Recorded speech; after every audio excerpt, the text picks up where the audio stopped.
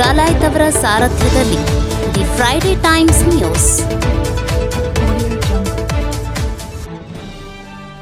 December 24ರಂದು ನಗರಕ್ಕೆ ಆಗಮಿಸುತ್ತಿರುವ ಬಿಜೆಪಿ ರಾಜ್ಯಾಧ್ಯಕ್ಷ ಬಿವೈ ವಿಜೇಂದ್ರ ಅವರ ಅದ್ದೂರಿ ಸ್ವಾಗತಕ್ಕೆ ನಿರ್ಧಾರ. ಸಿಸಿ ಪಾಟೀಲ್. ಇದೇ ಡಿಸೆಂಬರ್ 24ರಂದು ನಗರಕ್ಕೆ ಬಿಜೆಪಿ ರಾಜ್ಯಾಧ್ಯಕ್ಷ ಬಿವೈ ವಿಜೇಂದ್ರ ಅವರು ಆಗಮಿಸುತ್ತಿದ್ದು, ಅವರು ಸಂಜೆ 4 ಗಂಟೆಗೆ ಬಿಜೆಪಿ ಕಾರ್ಯಾಲಯಕ್ಕೆ ಭೇಟಿ ನೀಡುವರು. ನಂತರ ಬೈಕ್ ರ್ಯಾಲಿ ಮೂಲಕ ನಗರಸಭೆ ಮೈದಾನದಲ್ಲಿ ನಡೆಯುವ ಸಮಾವೇಶದಲ್ಲಿ ಪಾಲ್ಗೊಳ್ಳುವರು. ಬಿವೈ ವಿಜೇಂದ್ರ ಅವರು ಬಿಜೆಪಿ ರಾಜ್ಯಾಧ್ಯಕ್ಷ ಆಗಿರುವುದು ಕಾರ್ಯಕರ್ತರಲ್ಲಿ ಹೊಸ ಶಕ್ತಿ ತುಂಬಿದೆ. ಮುಂಬರುವ ಜಿಲ್ಲಾ ಪಂಚಾಯತ್ ಹಾಗೂ ತಾಲೂಕಾ ಪಂಚಾಯತ್ ಚುನಾವಣೆಗೆ ಮತ್ತು ಲೋಕಸಭಾ ಚುನಾವಣೆಗೆ ಈ ಸಭೆ ಶಕ್ತಿಯಾಗಲಿದೆ ಎಂದು ಸಚಿವ ಸಿಸಿ ಪಾಟೀಲ್ ಹೇಳಿದರು.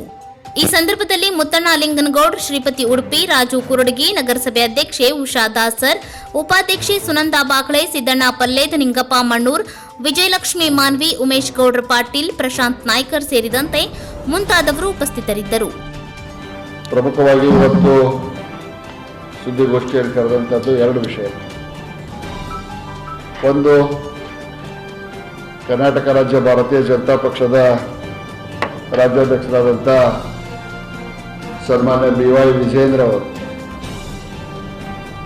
ನಾಳೆಲ್ಲ ನಡೆದು 24ನೇ ತಾರೀಕಿಗೆ ಗದಗ ನಗರಕ್ಕೆ ಪ್ರಥಮ ಬಾರಿಗೆ ಭೇಟಿಯನ್ನು ಕೊಡ್ತಾ ಇದ್ದಾರೆ. ಕಾರ್ಯಕರ್ತರ ಬೃಹತ್ ಸಮಾವೇಶವನ್ನು ಉದ್ದೇಶಿಸಿ ಮಾತನಾಡ್ತಾ ಇದ್ದಾರೆ. ಪ್ರಥಮ ಬಾರಿಗೆ ಆಗಮಿಸಿರ್ತಕ್ಕಂಥ ಹಿನ್ನೆಲೆಯಲ್ಲಿ ಅವರಿಗೆ ಒಂದು ಅರ್ಥಪೂರ್ಣವಾದಂಥ ಮತ್ತು ಅಭೂತಪೂರ್ವವಾದಂಥ ಸ್ವಾಗತವನ್ನು ನೀಡಲಿಕ್ಕೆ ಭಾರತೀಯ ಜನತಾ ಪಕ್ಷದ ಅಧ್ಯಕ್ಷರ ನೇತೃತ್ವದಲ್ಲಿ ನಾವೆಲ್ಲರೂ ಸಿದ್ಧತೆಯನ್ನು ಮಾಡ್ಕೊಳ್ತಾ ಇದ್ದೇವೆ. ಸುಮಾರು 5,000 ಜನ ಸೇರುವಂಥ ನಿರೀಕ್ಷೆ ಇದೆ. ಸಾಯಂಕಾಲ 4 ಗಂಟೆಗೆ ಪಕ್ಷದ ಕಾರ್ಯಾಲಯಕ್ಕೆ ಆಗಮಿಸ್ತಾರೆ. ಅಲ್ಲಿಂದ ತೆರೆದ ವಾಹನದಲ್ಲಿ ಮೋಟರ್ ಬೈಕ್ ರ್ಯಾಲಿಯ ಮುಖಾಂತರ ಅವರನ್ನು ಮುನ್ಸಿಪಾಲ್ಟಿ ಹೈಸ್ಕೂಲ್ ಗ್ರೌಂಡ್ನಲ್ಲಿ ಕಾರ್ಯಕ್ರಮ ನಡೆಯುವಂಥ ಸ್ಥಳಕ್ಕೆ ಕರ್ಕೊಂಡು ಬರ್ತೇವೆ. ಅಲ್ಲಿ ಸಾರ್ವಜನಿಕ ಸಭೆಯನ್ನು ಅಂದರೆ ನಮ್ಮ ಭಾರತೀಯ ಜನತಾ ಪಕ್ಷದ ಕಾರ್ಯಕರ್ತರ ಸಭೆಯನ್ನು ಉದ್ದೇಶಿಸಿ ಅವರು ಮಾತನಾಡ್ತಾರೆ.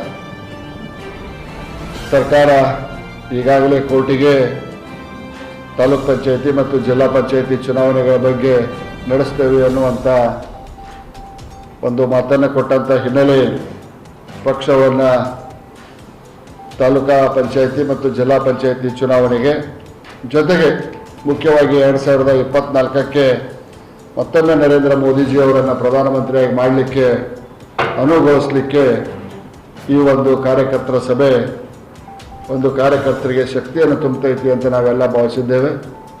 ಬಹುತೇಕ ಬಿವೈ ವಿಜೇಂದ್ರ ಅವರು ರಾಜ್ಯಾಧ್ಯಕ್ಷರಾದ ನಂತರ ಭಾರತೀಯ ಜನತಾ ಪಕ್ಷದ ಕಾರ್ಯಕರ್ತರಲ್ಲಿ ವಿಶೇಷವಾಗಿ ನಮ್ಮ ಯುವ ಜನಾಂಗದಲ್ಲಿ ಹೊಸದೊಂದು ಹುರುಪು ಬಂದಿದೆ.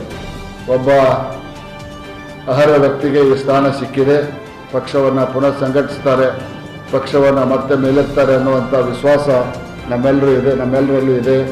ಆ ನಿಟ್ಟಿನಲ್ಲಿ ಅವರ ಈ ಒಂದು ಭೇಟಿಯನ್ನು ಸದುಪಯೋಗ ಮಾಡಿಕೊಳ್ಳಿಕ್ಕೆ ನಾವೆಲ್ಲ ತೀರ್ಮಾನವನ್ನು ಈಗಾಗಲೇ ಮಾಡಿದ್ದೇವೆ. ಕಾರ್ಯಕ್ರಮದ ತಯಾರಿ ಕೂಡ ನಡೆದಿದೆ. ಇದು ಒಂದು ಭಾಗ. ಎರಡನೇ ಭಾಗ, ರಾಷ್ಟ್ರದಲ್ಲಿ 3 ಸೇವೆಗಳ ದಂಡನಾಯಕ ರಾಷ್ಟ್ರಪತಿಗಳಿರ್ತಾರೆ. ರಾಷ್ಟ್ರಪತಿಗಳ ನಂತರ ಪ್ರೋಟೋಕಾಲಲ್ಲಿ ಬರುವಂಥ 2ನೇ ಸ್ಥಾನ ಉಪರಾಷ್ಟ್ರಪತಿ, ತದನಂತರ ಪ್ರಧಾನಮಂತ್ರಿ,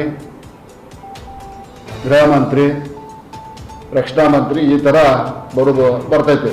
ದಿಸ್ ಇಸ್ ಅನ್ ಪ್ರೋಟೋಕಾಲ್. ಉಪರಾಷ್ಟ್ರಪತಿಗಳ ಬಾಡಿ ಲ್ಯಾಂಗ್ವೇಜ್ ಅಲ್ಲ. TMC MP ಕಲ್ಯಾಣ್ ಬ್ಯಾನರ್ಜಿ ಅನೇಕ ಮಾಡಿದ್ರು, ಹಿಂಗ ಬೋರ್ಡ್ ಹಿಂಗೆ ಇಲ್ಲಂತೆ. ಅದನ್ನ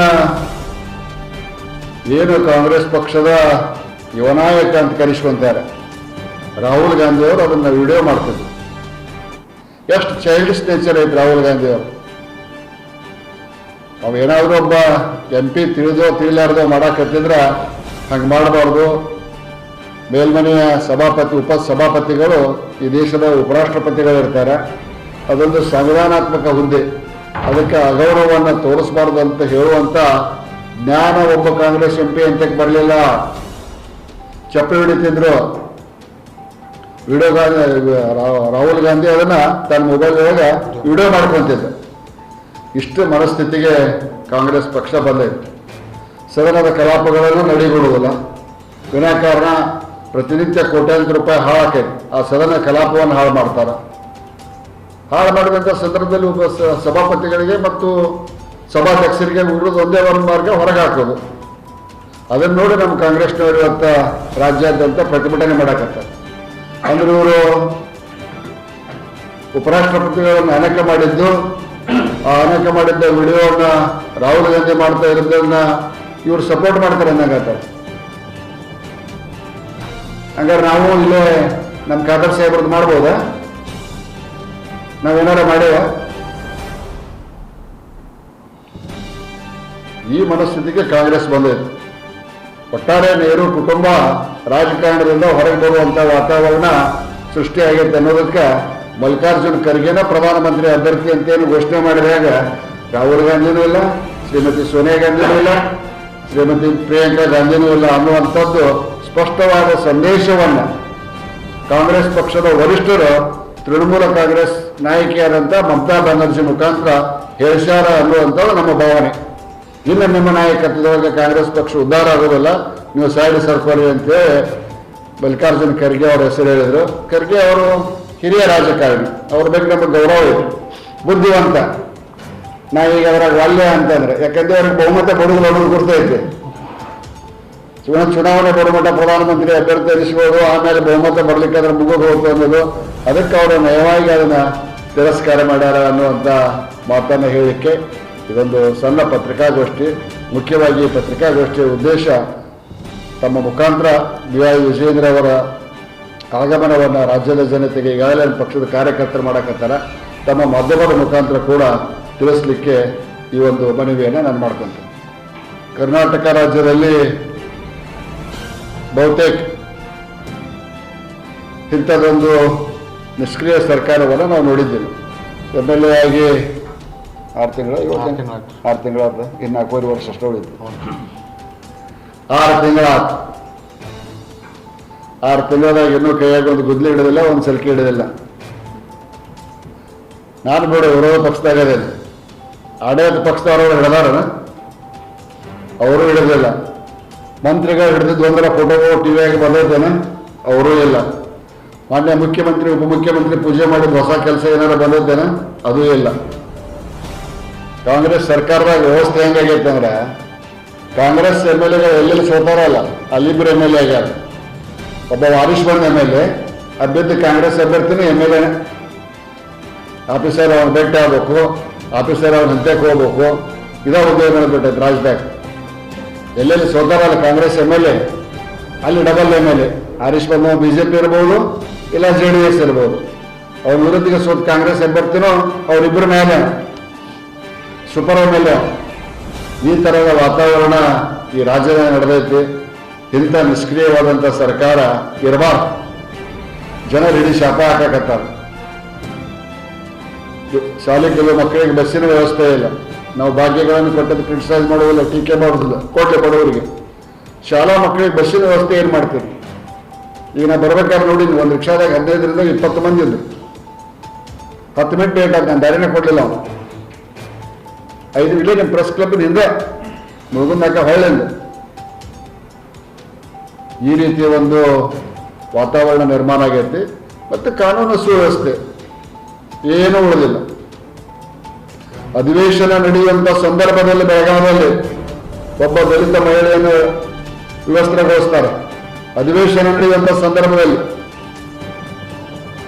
ಇನ್ನು ಉಳಿದು ಯಾವ ಸಂದರ್ಭದಲ್ಲಿ ರಕ್ಷಣೆ ಕೊಡ್ತದೆ ಸರ್ಕಾರ? ಇಂಥ ಒಂದು ನಿಷ್ಕ್ರಿಯ ಸರ್ಕಾರ. ಬಹುತೇಕ ಸಿದ್ದರಾಮಯ್ಯನವರು ಮೊದಲಿನ ಸಿದ್ದರಾಮಯ್ಯ ಇಲ್ಲ, ಯಾವುದೋ ಒತ್ತಡದಾಗದ, ಅಥವಾ ಅವ್ರಿಗೆ ಆಡಳಿತ ನಡೆಸಾಕ ಅವರ ಪಕ್ಷ ಅಥವಾ ಅವರ ಪ್ರತಿಸ್ಪರ್ಧಿಗಳು ಫ್ರೀ ಹ್ಯಾಂಡ್ ಕೊಡಕತ್ತಾರೋ ಇಲ್ಲ ಗೊತ್ತಿಲ್ಲ. ಇಂಥ ಸರ್ಕಾರ ರಾಜ್ಯದ ದೃಷ್ಟಿಯಿಂದ ಇದು ಮಾರಕ. ಮುಂಬರುವಂಥ ಲೋಕಸಭಾ ಚುನಾವಣೆಯಲ್ಲಿ ಗದಗ ಹಾವೇರಿ ಇರ್ಬೋದು, ಬಾಗಲಕೋಟೆ ಇರ್ಬೋದು, ನಾವೆರಡೂ ಒಂದು ಅತ್ಯಂತ ಬಹುಮತದ ಅಂತರದಿಂದ ಗೆಲ್ಲಲಿಕ್ಕೆ ಈಗಿರ್ತಲೇ ನಾವು ಪ್ರಾಮಾಣಿಕ ಪ್ರಯತ್ನವನ್ನು ಮಾಡಕತ್ತೇವೆ, ಗೆಲ್ತೇವೆ. ಅದರ ಜೊತೆಗೆ ತಾಲೂಕ್ ಪಂಚಾಯತ್, ಜಿಲ್ಲಾ ಪಂಚಾಯತ್ ಚುನಾವಣೆಯನ್ನು ಕೂಡ ನಾವು ಗಂಭೀರವಾಗಿ ಪರಿಗಣಿಸ್ತೇವೆ ಅನ್ನುವಂಥ ಮಾತನ್ನು ತಮ್ಮ ಮುಖಾಂತರ ಹೇಳಿಕ್ಕೆ ಬಯಸ್ತೀವಿ. ನಾನು ಇವತ್ತು ಅಥವಾ ನಾಳೆ ಜಿಲ್ಲಾ ಉಸ್ತುವಾರಿ ಸಚಿವರಾದಂಥ ಸನ್ಮಾನ್ಯ ಎಚ್ ಕೆ ಪಾಲ್ ಜೊತೆ ಮಾತನಾಡಿ ಕೊರೋನಾ ಮುಂಜಾಗ್ರತೆ ಸಂಬಂಧ ಜಿಲ್ಲೆಯ ಅಧಿಕಾರಿಗಳು ಮತ್ತು ವೈದ್ಯರುಗಳು, ವಿಶೇಷವಾಗಿ ಕಳೆದ ಕೋವಿಡಲ್ಲಿ ನಮ್ಮ Gadag institute of medical science GIMS ಭಾಳ ಪರಿಣಾಮಕಾರಿಯಾಗಿ ಕೆಲಸ ಮಾಡಿದೆ. ನಾನು ಜಿಲ್ಲಾ ಉಸ್ತುವಾರಿ ಸಚಿವನಾಗಿ ಆಕ್ಸಿಜನ್ ಟ್ಯಾಂಕರನ್ನು ಕೊಡಿಸಿದ್ದೆ. ನಾನು ಮೈನ್ಸ್ ಆ್ಯಂಡ್ ಜಿಯಾಲಜಿ ಮಂತ್ರಿ ಇದ್ದೆ. ಹಟ್ಟಿ ಗೋಲ್ಡ್ ಮೈನ್ಸ್ನ CSR ಫಂಡ್ನಿಂದ ಆಕ್ಸಿಜನ್ ಪ್ಲ್ಯಾಂಟ್ ಹಾಕಿದ್ದೆ. ಅದರ ಜೊತೆಗೆ ನಿಂತು ಹೋದಂಥ ಪ್ರಾಕ್ಸಿ ಏರ್ ಕಂಪ್ನಿ ಜೊತೆಗೆ ಆಗಿದ್ದಂಥ ಒಪ್ಪಂದ ನಿಂತು ಹೋಗಿತ್ತು. ಆ ಒಪ್ಪಂದವನ್ನು ಮರುಸ್ಥಾಪಿಸಿ ಪ್ರಾಕ್ಸಿ ಏರ್ ಕಂಪನಿಯಿಂದ ಟ್ಯಾಂಕರ್ ಮುಖಾಂತರ ಆಕ್ಸಿಜನ್ ತರುವಂಥ ಪ್ರಯತ್ನವನ್ನು ನಾವು ಮಾಡಿದ್ವಿ. ಎಚ್ ಕೆ ಪಾಟೀಲ್ರು ಒಂದು ಆಕ್ಸಿಜನ್ ಪ್ಲ್ಯಾಂಟನ್ನು ಅವತ್ತು ಹಾಕಿದ್ದನ್ನು ಕೂಡ ನಾನು ಸ್ಮರಿಸ್ತೇನೆ. ಆ ಸಂದರ್ಭದಲ್ಲಿ ನಾವು ರಾಜಕಾರಣವನ್ನು ಮಾಡಲಿಲ್ಲ, ಪಕ್ಷ ಭೇದವನ್ನು ಮರೆತ ಎಲ್ಲರ ಜೊತೆಗೆ ಕೂಡಿ ಸಾಧ್ಯವಾದರೆ ಮುಖಾಮುಖಿ ಸಭೆ ಮಾಡಿದ್ವಿ. ಸಾಧ್ಯ ಆಗಲ್ಲ ಅಂತ ಅದು ಕೊರೋನಾ ಭಾಳ ಉನ್ನತ ಸ್ಥಿತಿಯಲ್ಲಿದ್ದಾಗ ವರ್ಚುವಲ್ ಮೀಟಿಂಗನ್ನು ನಾವು ಮಾಡ್ತಿದ್ವಿ. ಈಗೂ ಕೂಡ ನಾನು ನಮ್ಮ ಎಚ್ ಕೆ ಪಾಲ್ ಜೊತೆಗೆ ಮಾತನಾಡಿ ಕೊರೋನಾ ಮುಂಜಾಗ್ರತೆ ಬಗ್ಗೆ ಕ್ರಮವನ್ನು ತೆಗೆದುಕೊಳ್ಳಿಕ್ಕೆ ಮನವಿಯನ್ನು ಮಾಡ್ತೇನೆ. ಅವರು ಕೂಡ ಸ್ಪಂದಿಸ್ತಾರೆ ಅನ್ನುವಂಥ ಭಾವನೆ ನನಗಿದೆ. ಸಾಯಂಕಾಲ 4 ಗಂಟೆಗೆ ನ್ಯಾಷನಲ್ ಹೈಸ್ಕೂಲ್ ಅಲ್ಲ, ಮುನ್ಸಿಪಲ್ ಹೈಸ್ಕೂಲ್. ತಮಗೂ ಈ ಸುದ್ದಿಗೋಷ್ಠಿ ಮುಖಾಂತರ ಆಮಂತ್ರಣ ನೀಡಿದೆ. ಕಾರ್ಯಕ್ರಮ ನಡೆಯುವಂಥ ಸ್ಥಳದಲ್ಲಿ ಅದರ ಪಕ್ಕದಲ್ಲಿ ಇದ್ದಂಥ ಬೂತ್ ಯಾವುದೈತಲ್ಲ, ಆ ಬೂತಿನ ಭಾರತೀಯ ಜನತಾ ಪಕ್ಷದ ಬೂತ್ ಅಧ್ಯಕ್ಷರ ಮನೆಗೆ ವಿಜಯೇಂದ್ರ ಅವರು ಭೇಟಿ ಕೊಡ್ತಾರೆ. ಇದರ ಉದ್ದೇಶ ಇಷ್ಟೇ, ನಮ್ಮ ಪಕ್ಷ ಬೂತ್ ಮಟ್ಟದಿಂದ ಪಕ್ಷವನ್ನು ಸಂಘಟಿಸ್ತೈತಿ, ಬೂತ್ ಅಧ್ಯಕ್ಷರಿಗೂ ಕೂಡ ನಾವು ಗೌರವವನ್ನು ಕೊಡ್ತೇವೆ ಅನ್ನುವಂಥದ್ದು ನಮ್ಮ ಪಕ್ಷದ ಮೂಲ ಉದ್ದೇಶ. ಬದಲಾವಣೆಕ್ಕವು ರಾಜ್ಯಾಧ್ಯಕ್ಷರು ತೀರ್ಮಾನ ಮಾಡ್ತಾರೆ.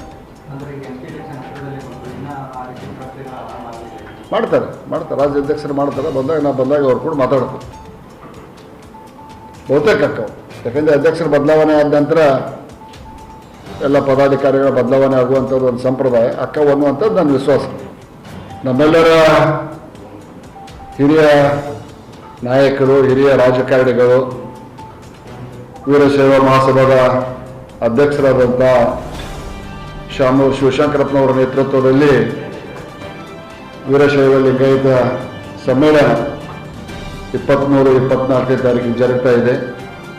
ಗದಗ ಜಿಲ್ಲೆಯಿಂದ ಹೆಚ್ಚಿನ ಸಂಖ್ಯೆಯಲ್ಲಿ ಅದರಲ್ಲಿ ಭಾಗವಹಿಸ್ತೇವೆ. ನಾನು ಕೂಡ ನನಗೆ 24ನೇ ತಾರೀಕಿಗೆ ಆಮಂತ್ರಣ ಇತ್ತು. ಆದರೆ 24ನೇ ತಾರೀಕಿಗೆ ಸನ್ಮಾನ್ಯ ವಿಜಯೇಂದ್ರ ಅವರು ಆಗಮಿಸ್ತಿರ್ತಕ್ಕಂಥ ಹಿನ್ನೆಲೆಯಲ್ಲಿ ನಾಳೆ 23ನೇ ತಾರೀಕಿಗೆ ಹೋಗಿ ನಾನು ಭಾಗವಹಿಸಿ ವಾಪಸ್ ಬರ್ತೇನೆ. ಗದಗ ಜಿಲ್ಲೆಯಿಂದ ಹೆಚ್ಚಿನ ಸಂಖ್ಯೆಯಲ್ಲಿ ಆ ಅಧಿವೇಶನದಲ್ಲಿ ಭಾಗವಹಿಸ್ತೇವೆ. ಮತ್ತು ಪ್ರಸ್ತುತವಾಗಿ ಮುಖ್ಯವಾದ ವಿಷಯ ನಾನು ಮರ್ತಿದ್ದೆ, ದಯವಿಟ್ಟು ಕ್ಷಮಿಸ್ರಿ. ಈ ಜಾತಿ ಗಣತಿಯನ್ನು ನಾವು ವಿರೋಧಿಸ್ತೇವೆ, ಸ್ಪಷ್ಟವಾಗಿ ಖಡಾಖಂಡಿತವಾಗಿ ವಿರೋಧಿಸ್ತೇವೆ. ಯಾರ್ಯಾರಿಗೆ ಯಾವ ಜಾತಿಗೆ ಸೌಲಭ್ಯ ಸಿಗಬೇಕು ಅದ್ರ ಬಗ್ಗೆ ಎರಡನೇ ಮಾತಿಲ್ಲ. ಕೆಳವರ್ಗದವರು ಇರ್ಬೋದು, ಮಧ್ಯಮ ವರ್ಗದವರು, ಮೇಲ್ವರ್ಗದವರು ಇರ್ಬೋದು, ಅವರವರ ಜನಸಂಖ್ಯೆಗೆ ಅನುಗುಣವಾಗಿ ಅವರಿಗೆ ಸೌಲಭ್ಯ ಸಿಗಬೇಕು, ಅದರ ಬಗ್ಗೆ ಎರಡನೇ ಮಾತಿಲ್ಲ. ಆದರೆ ಎಲ್ಲೇ ಒಂದು 4 ಗೋಡೆಯೊಳಗೆ ಕುಂತ್ಕೊಂಡು ಅಲ್ಲೇ ಗಣತಿ ಮಾಡೋರ ಜೊತೆ ಕೊಟ್ಟಂಥ ರಿಪೋರ್ಟನ್ನು ನಾವು ವಿರೋಧಿಸ್ತೇವೆ. ಈಗಾಗಲೇ ಇದಕ್ಕೆ ನಾವು ವಿನಯ್ ಕುಲಕರ್ಣಿ ನೇತೃತ್ವದಲ್ಲಿ ಒಂದು ಸಹಿ ಚಳವಳಿ ನಡೆದೈತಿ. ನಾನು ಕೂಡ ಬಸವನಗೌಡ ಪಾಟೀಲ್ ಎತ್ತಾಗ, ನಾನು ಅರವಿಂದ್ ಬಲ್ಲದ, ನಾವೆಲ್ಲರೂ ಸಹಿ ಹಾಕಿವಿ. ಜಾತಿ ಗಣನೆಯನ್ನು ವಿರೋಧಿಸ್ತೇವೆ. ಹೊಸ ಜಾತಿ ಗಣತಿ ಆಗಬೇಕು ಅನ್ನುವಂಥದ್ದು ನಮ್ಮ ಆಗ್ರಹ.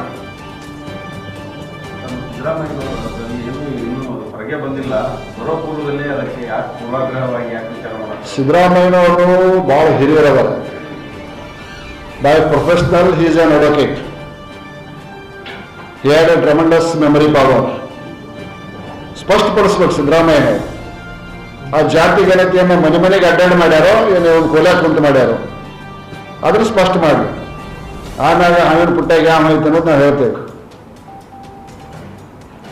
ಮೊದಲು ಅವರು ಸ್ಪಷ್ಟ ಮಾಡಲಿ, ಯಾವ ಊರಿಗೆ ಎಷ್ಟು ಮಂದಿ ಹೋಗಿದ್ರು, ದಲಿತರಿಗೆ ಸಿಗಬೇಕಾದ ಸ್ಥಾನಮಾನ ದಲಿತರಿಗೆ ಸಿಗಬೇಕು, ಮಧ್ಯಮ ವರ್ಗದ ಸ್ಥಾನ ಸಿಗಬೇಕಾಗಿದ್ದು ಮಧ್ಯಮ ವರ್ಗದ ಸಿಗಬೇಕು. ಕೇವಲ ಒಂದೇ ಒಂದು ವರ್ಗವನ್ನು ಗುರಿಯಾಗಿ ಇಟ್ಕೊಂಡು, ವಿಶೇಷವಾಗಿ ಲಿಂಗಾಯತರನ್ನ ಗುರಿಯಾಗಿ ಇಟ್ಕೊಂಡು ಆ ಜಾತಿ ಜನತೆ ತಯಾರಾಗದ. ಆ ಕಾರಣಕ್ಕಾಗಿ ಅದನ್ನು ವಿರೋಧಿಸ್ತೇವೆ. ಶಾಮೂರ್ ಶಿವಶಂಕರ್ ಅವರೇ ಹೇಳ್ಯಾರ, ನಾನು ಹೇಳಿದೆ, ಬಸವನಗೌಡ ಪಾಟೀಲ್ ಅಂತ ಹೇಳ್ಯಾರ, ಅರವಿಂದ್ ಬೆಲ್ಲದ ಹೇಳಿದೆ. ಪಕ್ಷಾತೀತವಾಗಿ ಲಿಂಗಾಯತರು ಅದನ್ನು ವಿರೋಧಿಸ್ತೇವೆ. The Friday Times news Gadag.